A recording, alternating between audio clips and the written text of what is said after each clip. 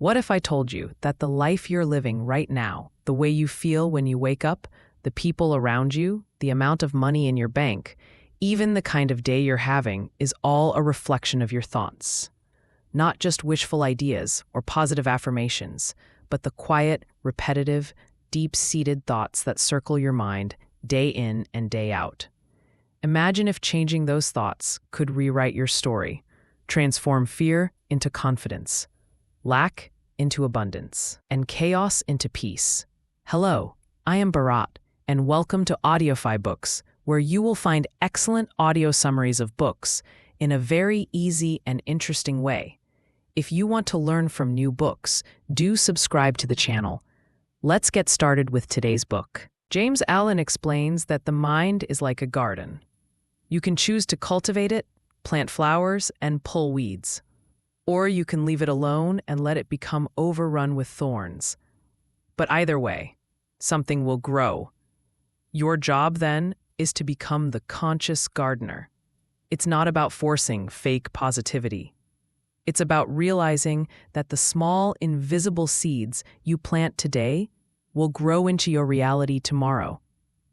He doesn't shy away from the hard truths either. He tells us that we are the makers of ourselves. That might sting a little, right? It's easier to blame circumstances, people, or luck. But Allen insists, your external world is a mirror of your internal world. If your life is full of struggle, bitterness, and lack, it's not because you're unlucky or cursed. It's because somewhere deep inside, you're carrying those beliefs like heavy luggage.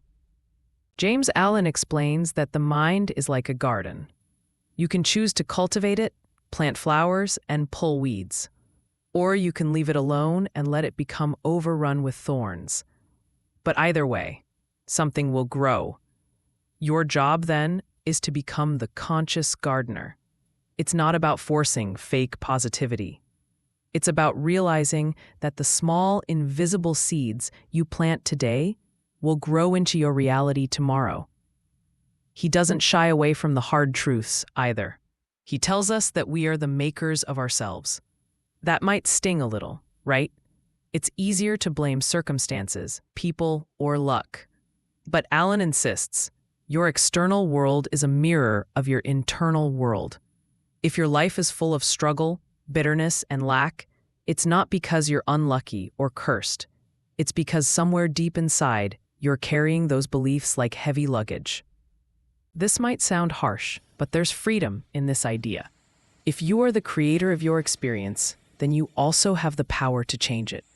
It's empowering to realize that even in situations where you can't control others or the world around you, you can control how you think, which eventually changes how you live.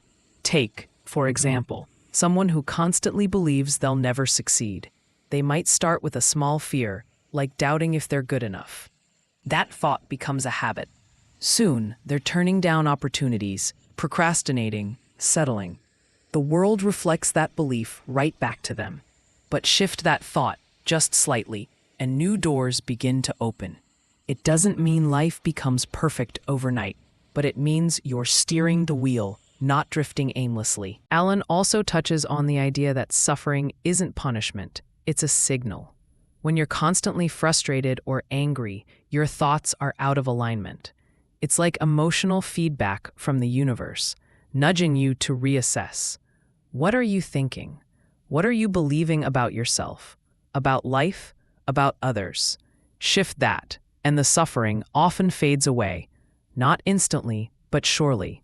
He goes even deeper into how thought affects health. Ever noticed how people who live in constant stress, resentment, or worry tend to also have physical ailments? Allen wasn't a doctor, but he knew enough to observe that the mind and body are deeply connected. A mind full of peace, hope, and kindness creates a body that's more resilient, more energized, more alive. There's this beautiful idea he shares, that calmness is power. In a world that glorifies hustle, urgency, and nonstop stimulation, calmness might seem like passivity. But Allen flips the script. He says that calm people are powerful because they're not easily shaken. Their inner world is steady, So no matter what storms come from the outside, they can navigate with clarity. Think of a mountain. It doesn't move with every gust of wind. It stands, silent and strong. And then there's the subject of purpose. Alan emphasizes that a person without purpose is like a ship without a rudder, drifting, vulnerable, at the mercy of chance. But once you discover your purpose and align your thoughts with it, you become a force of nature. Opportunities show up, energy flows, life feels meaningful. It's not magic, it's mental alignment, and it all starts with thought.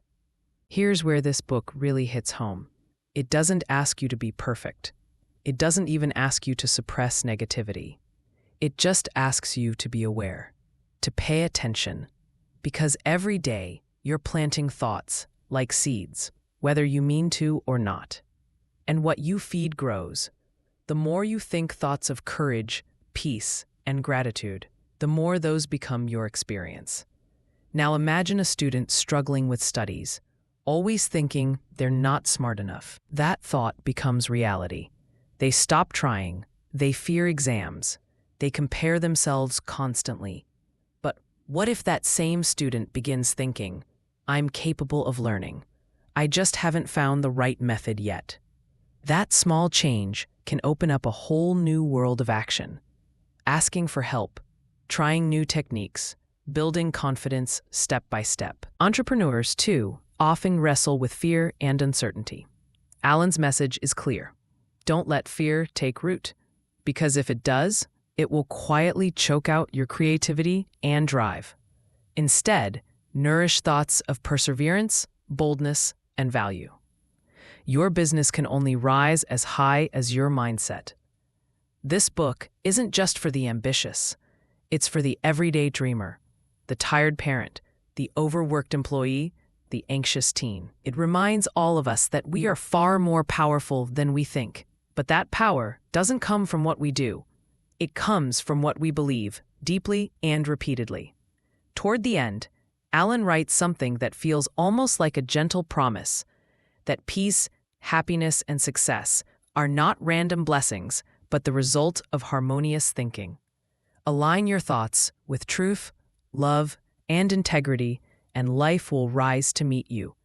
It may not happen all at once, but over time, your life will begin to reflect the quiet transformation happening within. So the question isn't, can I change my life? But am I willing to change my thoughts? Because once you do that, once you take full responsibility for the inner world, you start to see that the outer world was never the enemy. It was just the echo of your own thinking.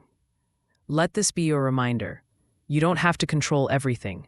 You just need to start by mastering the one thing you carry with you every moment, your mind. And in mastering it, you master your life. Thank you for listening to this summary of As a Man Thinketh. If it sparked something in you, even a small shift, let it grow. Share this with someone who needs a mental reset.